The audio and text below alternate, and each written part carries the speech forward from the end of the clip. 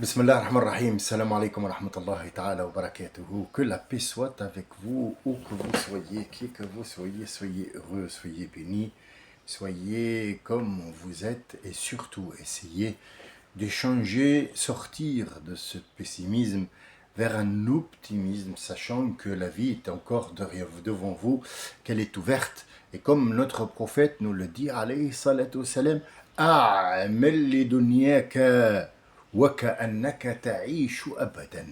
Fais pour ton monde, pour ta vie, comme si tu vivais éternellement. Et n'oublie pas que demain tu vas mourir. Et demain, ce n'est pas un rendez-vous, c'est une métaphore. Ça veut dire que tu ne seras pas éternel dans cette vie-là. Et je te le souhaite pas, parce que ceci n'est pas une vie, c'est un passage. C'est un passage. Comment expliquer ça? Simple, clair et net et très précis. Adam a été mis dans un soi-disant paradis. Pourquoi on l'appelle paradis? Parce qu'il ne manquait de rien. Il lui a dit « Falaka alla ta'ra fiha wa la tadha » 4 trucs, il lui a dit. Parlons en français, très simple, très court. Il lui a dit « Tu n'auras pas à t'habiller parce que tu n'en as pas besoin. Tu n'as pas à craindre un soleil ou un chaud parce que la température n'existe pas. Le sens température n'existe pas parce que ton corps n'est pas encore transformé dans ce corps-là. Et la fête que tu vas commettre après, pour l'instant, tu n'as pas besoin de connaître une température, tu n'en as pas besoin. Et tu n'auras jamais faim et ni soif, jamais. Faim ni jamais, ça veut dire quoi? Ça veut dire tu as l'éternité. Il va commettre l'histoire. Il va manger de cet arbre. Il lui a dit, si seulement cet arbre-là, n'y touche pas, c'est dans ton intérêt, c'est pas le mien. Moi, je te mets à l'épreuve. Tu as vu ce qu'il a dit, Iblis, quand je lui ai dit de se prosterner devant toi? Tu l'as entendu ce qu'il a dit? Oui. Alors fais attention, il va te sortir de là. Et si tu sors, tu vas fatiguer. C'est ce qui s'est passé. Qu'est-ce qu'on fait là, nous? Nous, on refait la même chose. L'islam, ici, n'est pas qu'est-ce que tu manges ou qu'est-ce que tu ne manges pas. Non, c'est 2 trucs que tu ne dois pas manger, ils ne sont pas bons pour toi. Tout le reste, c'est pour toi. Il n'y a pas de haram, il n'y a pas de halal, il n'y a pas de... Quelle est notre faute? La faute qu'on a commise, c'est quoi? On a commis énormément de fautes dans notre vie, tous, en tant que nous sommes, par rapport aux gens qui nous ont rapporté des choses, ou par rapport à des gens qui s'appellent imams ou je sais pas quoi. Quand je dis je sais pas quoi, je sais c'est quoi. Mais c'est pour être près de vous, pour vous parler un langage simple et clair et net. Il n'y a pas de... Je pense que le fait que j'ai parlé tout à l'heure d'atomes et de machin, je pense que c'était déplacé. Les gens ne sont pas prêts pour comprendre ces choses-là. Ils sont un petit peu loin. Malheureusement, moi, j'ai voulu partager, tout simplement. Je pense que c'était pas une bonne idée. Mais la simple chose, c'est... Nous, ici, dans ce bas monde, on va refaire la même chose. Il t'a dit, tu as 14 interdits, tu les fais pas. Comme l'arbre dans le soi-disant paradis d'essayage, c'est l'habitation témoin. Le vrai paradis, il le connaît pas. S'il était dans le vrai paradis, Iblis ne rentrera pas parce qu'il est maudit. Il est maudit, il ne rentrera pas. Comment alors il est rentré au paradis? Il y a un paradoxe ici. Si par exemple le soi-disant Shaitan, il est rentré en serpent et il est allé dans le paradis et il a dit mais si Shaitan il est rentré au paradis, pourquoi ils vont sortir? Et il y a assez de place pour les 3. Mais c'était pas un paradis, c'était un endroit paradisiaque où il lui avait donné 4 choses. Tu n'auras pas besoin de vêtements parce que tu en as pas besoin. Tu ne fais pas caca, tu ne fais pas pipi, t'as pas de zilzette, t'as pas de nénette, elle n'a pas de sein, elle n'a rien du tout. C'est un autre corps, c'est le même esprit, mais c'est un autre corps. Tu n'as pas à avoir chaud parce que la température est inexistante. Le temps, la température, le sol, le machin, c'est inexistant. Il n'y a pas de sens que du bon sens. Et puis, tu n'auras pas faim et tu n'as pas soif. Donc, tout ce qui concerne les trucs vitaux. Mais la pensée, il a laissé pour prendre la décision. Tous les trucs vitaux, il lui a dit, attention, cet arbre-là n'est pas bien pour les trucs vitaux. Regardez, il lui a dit, tu n'as pas besoin de vêtements. Vêtements, c'est quoi? C'est pour couvrir ce corps. Donc il n'a pas besoin de le couvrir, puisque c'est un corps, mais qui n'est pas encore humiliant, avec ce petit truc qui machin, un truc, voilà, tu vois, le corps. Bien. Après, tu n'auras pas soif, tu n'auras pas faim, tu n'auras pas chaud, et tu fatigueras pas. Tout est lié dans ce corps. Ce corps-là que je t'ai donné, où j'ai mis, moi, l'esprit, ne mange pas de cet arbre, c'est pas bon pour ce que je t'ai dit. Et c'est clair. Et c'est très clair, vous le trouverez dans Surat Taha. Ce qu'il lui a dit, attention, il va vouloir te sortir. Et si tu sors, ce corps va fatiguer et ton esprit aussi va fatiguer. Il a fait la connerie et il a fait. Par contre, Dieu lui a donné de quoi demander pardon et il nous a donné à nous aussi de quoi demander pardon.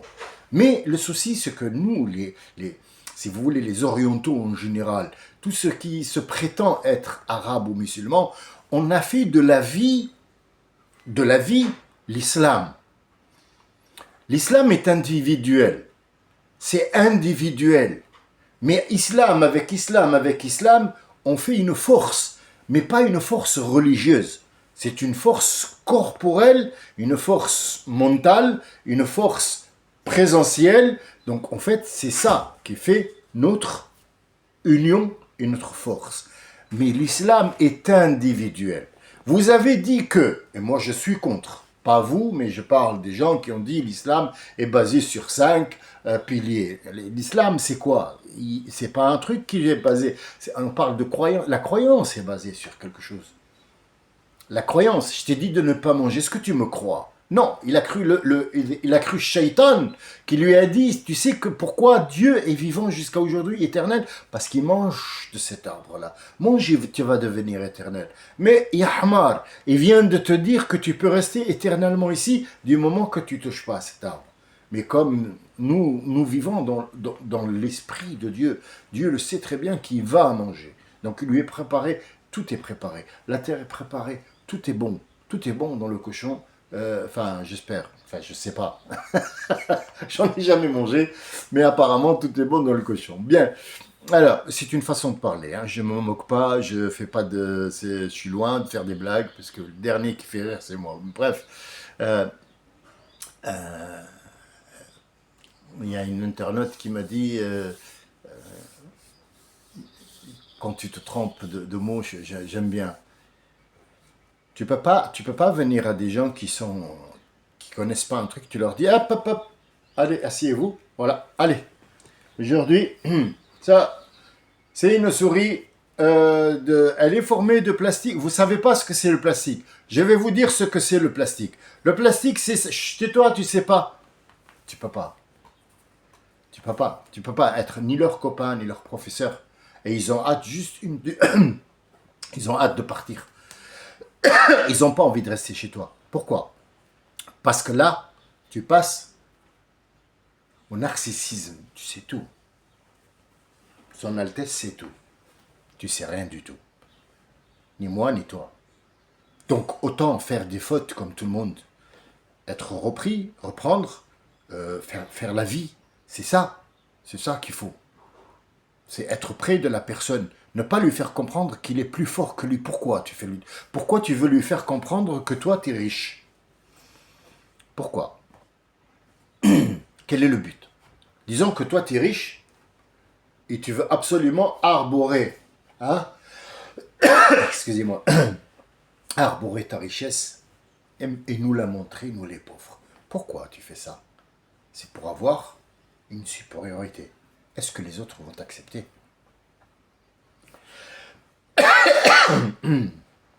Ils vont essayer de t'enlever ou ils t'écoutent pas. Ou alors ils te respecteront, mais c'est pas un respect. En fait, il est en train de guetter. C'est style, il attend le moment propice pour te prendre ce que tu as. C'est tout. Mais sinon, excusez-moi.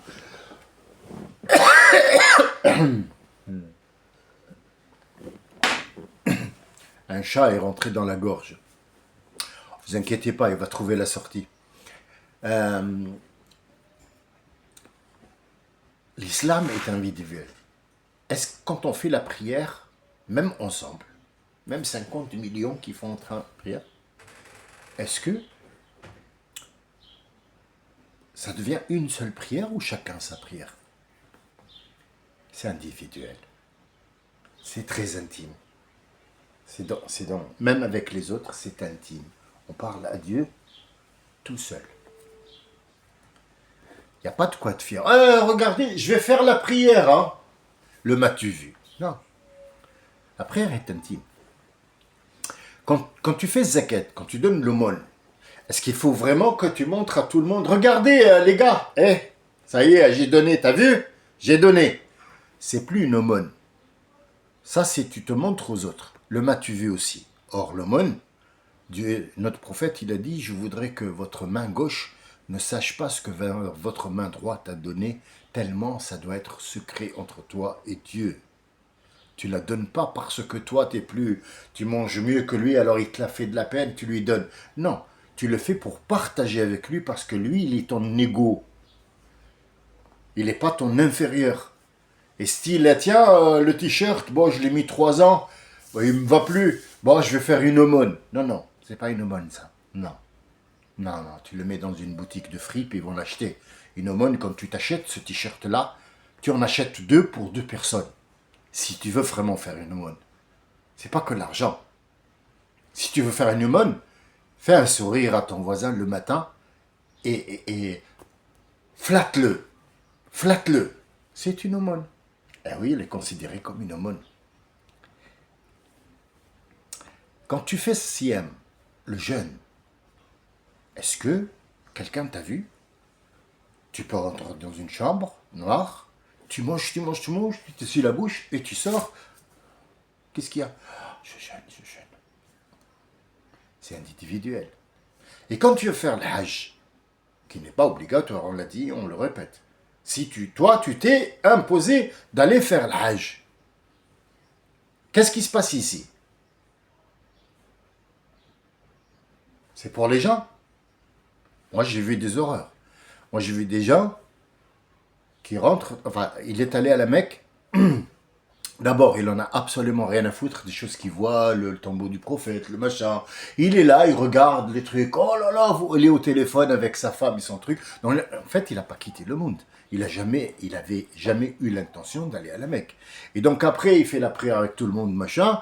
Donc il mange n'importe quoi, il fait n'importe quoi, il se bagarre, il insulte les gens. Puis après, il prend des bidons et il va faire des courses, il a acheté des chapelets et des machins qui viennent du Pakistan et qui sont fabriqués en Indonésie pour commerce ou en Taïwan et rapporter des seaux. J'ai vu des bagarres dans l'avion. Mais j'étais stupéfait, j'ai dit, mais c'est pas possible, il était avec nous à la Mecque, ce gars. C'est incroyable. Il était devant le tombeau du prophète, ce gars-là. T'insultes, des insultes, mais t'as même pas idée. Oh, il était à la Mecque, on vient juste de rentrer, là. Il n'y a même pas 1 heure qu'on a pris l'avion de Jeddah et on rentre, en fait. Il était en train de se bagarrer pour les trucs d'eau, soi-disant, de Zemzem. Aucune compréhension de ce que c'est que la Mecque. Et les gens, il les attendaient à l'aéroport avec un... Et donc en fait, son hajj, il est accueilli parce que Dieu le déteste le plus, c'est cette table-là et ce machin, allez, vas-y, il revient de la Mecque. En fait, tu lui as tout effacé. Il est con depuis le début jusqu'à la fin. Il m'aurait donné ces 2 000 €, par exemple, je les aurais donnés à un pauvre. Il aurait mangé, c'est mieux. Tu vois? Et ça, on le trouve tous les jours, tous les ans. Tous les ans, c'est la même chose. Pourquoi? Parce que le prophète, il a dit, j'espère que c'est un hajj mabrour accepté. Il y a des hajj qui ne sont pas acceptés. Ben, il y a des hajj qui ne sont même pas hajj. À l'origine, ils ne sont rien du tout. Comment tu veux qu'il accepte quoi? C'est comme quelqu'un qui se lève, allez, maintenant je vais faire la prière. Allah Akbar, alhamdoulilah. Éteins la lumière, s'il te plaît. Ferme la porte. Assalamu alaikum. Quelle salette tu as fait? Laquelle? C'est laquelle? C'est laquelle? Ad-din. La religion, elle est individuelle. C'est pas un ensemble. Mais quand c'est un ensemble, la charge électrique ou électromagnétique, ou les choses avec lesquelles on vit, ils sont ils sont plus de voltage, plus d'énergie que si tu le fais tout seul. Mais ce n'est pas un mode de vie pour une société. La société, par exemple, française, quand elle fait des problèmes, qu'il y a des problèmes, qu'il y a un président qui a volé, ou une présidente d'un parti qui a volé le peuple, ou le peuple n'a pas réussi, ou il y en a un qui a pris le sens interdit, et l'autre que je ne sais pas quoi, et l'autre il fait partie de la mafia. Tout ça, ça doit être géré par la société. La récompense et la punition, elle doit être faite par cette société qui a mis des lois. Les lois de Dieu, c'est individuel. Je t'ai donné des lois individuelles. Donc, Al-Fatwa, elle est individuelle. Elle n'est pas générale. J'ai dit que le halouf, il était interdit. Est-ce qu'il y a des gens, par exemple, qui manqueraient une valve pour que le sang passe et que si jamais il n'y a pas ça, il peut mourir et que Dieu lui accorde encore une vie, ils vont lui mettre une valve de halouf dans le cœur, par exemple. Est-ce que ce gars-là, il devient du haram? Réfléchissez un peu. Réfléchissez, regardez Dieu, comment il est clément avec nous, et il nous laisse découvrir. Tous ces atomes, ces trucs-là, il te donne l'autorisation d'utiliser son chiffrage. Mais son chiffrage, il n'y a que lui qui le connaît. Tu ne peux pas me dire dans ma vie combien je peux avoir ou je peux consommer d'oxygène. C'est individuel. C'est comme si tu venais à compter combien il y a d'empreintes dans le monde. Tu n'as même pas la même empreinte dans la gauche que la droite et tu es unique pour la droite et unique dans le monde. Le monde des humains, ceux qui sont morts et ceux qui vont venir.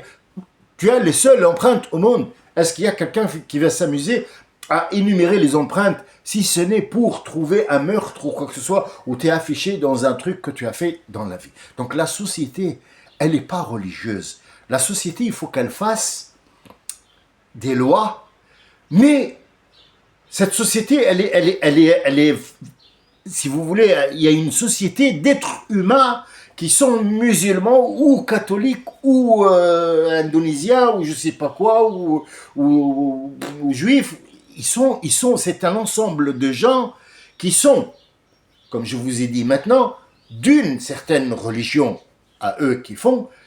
Mais la société, elle n'est pas religieuse. Elle ne doit pas être religieuse. Parce que si elle est religieuse, ce qui va se passer, c'est où elle va rester immobile et qu'elle ne bouge pas et que tous les autres dynasties vont passer devant et c'est ce qui se passe pour nous maintenant, ou alors elle tombe dans l'oubli et elle est cassée par ce qui va venir.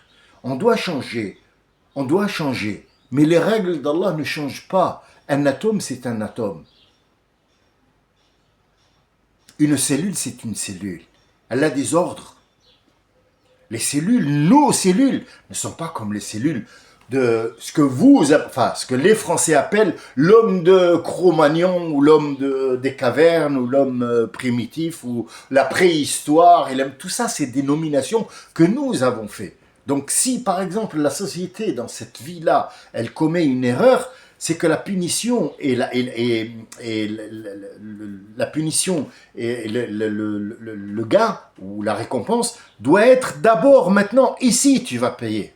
C'est ici que tu vas payer d'abord. Puis après quand tu passes de l'autre côté, tu vas être individuellement, comme dit Yawma yafurru al-mar'u min akhi, et je pense que c'est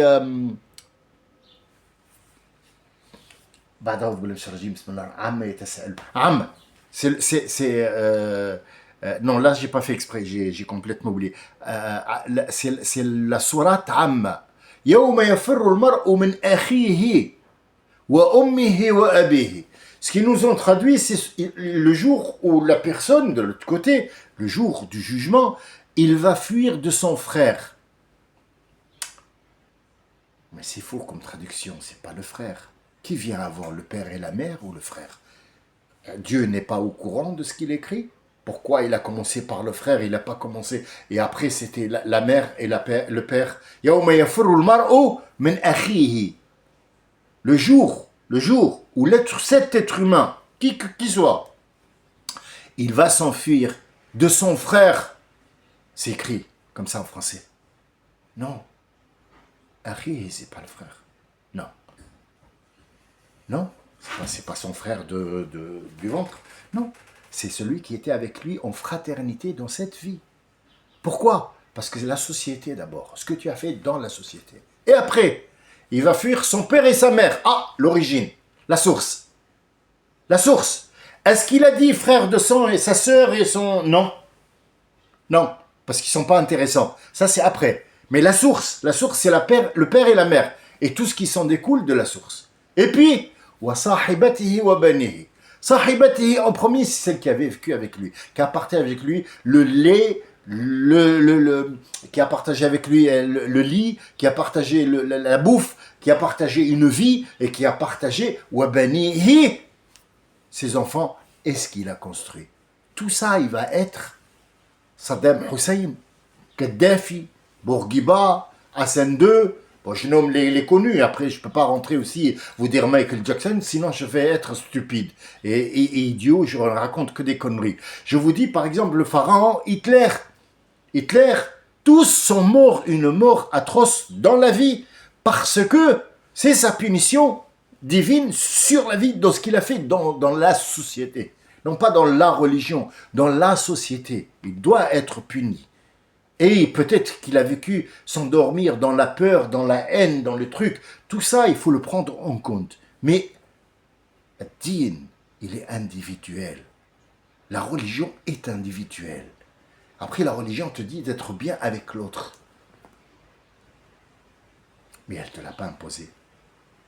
Tu as tout à fait le droit d'insulter. Par contre, attention, si tu insultes, dans la vie, tu dois être puni. Mais, faut pas oublier aussi que quand tu passes de l'autre côté, tu as été puni pour la société. La société, c'est fini. Celui qui a fait un feu rouge, qui a brûlé un sens interdit, il a été puni avec une amende ou un petit peu de prison. Il va pas à Dieu, il te dit « Ah, t'as fait le feu rouge !» Non, mais tout sera évoqué. Quand tu as brûlé le feu rouge, toi, à ce moment-là, quel était ton état d'esprit? C'est l'esprit qui m'intéresse, moi. Le corps, tu lui as ordonné d'aller dans un truc. L'esprit, qu'est-ce qu'elle a fait ici? Est-ce que c'est le feu rouge? Non. C'est que tu as envoyé ce corps à la mort. Donc c'est un suicide quelque part. Parce que tu t'es dit, viens, je vais traverser le feu rouge. Or, l'autre, dans la société, la loi a mis en place, c'est que quand le feu rouge il est là, attention, il y a des voitures de l'autre côté qui vont être libérées. Et donc, toi, tu te dis, tiens, moi, je vais m'envoyer en l'air dans cette feu. Hop, tu t'es suicidé. C'est un suicide. Accident? Non. Accident, c'est pour nous, pour la société. Oui, il a traversé le feu rouge, accident, bon, on va faire l'assurance et tout ça. Ça, c'est la vie. Mais le jour du jugement dernier, ça va être autre chose. Ça va être un suicide. Pourquoi tu t'es suicidé? Ne me dis pas, le gars, il est rentré. Non, lui, il a eu un feu. L'État lui a dit, voilà, ça c'est un feu vert, tu peux y aller, vas-y, c'est bon. Nous t'autorisons. Qui encore? Le monsieur qui a mis le feu rouge. Est-ce qu'il a pris en compte qu'il y avait un crétin qui allait faire un truc? Pourquoi il n'a pas pris un temps pour laisser ce feu rouge être feu rouge jusqu'à ce qu'il se stabilise? Puis après, l'autre feu vert, il va s'allumer. Pourquoi lui, directement, il s'allume et l'autre... Par exemple, c'est un exemple bête qui peut arriver. Je pense que les ingénieurs ont pris en compte que ce feu rouge, il doit s'allumer une demi-seconde ou une seconde après l'autre ou une minute. Mais je l'ai pris comme exemple pour faire comprendre que la société ne doit pas être religieuse. Parce que si elle utilise la religion, elle va faire ce qu'elle veut.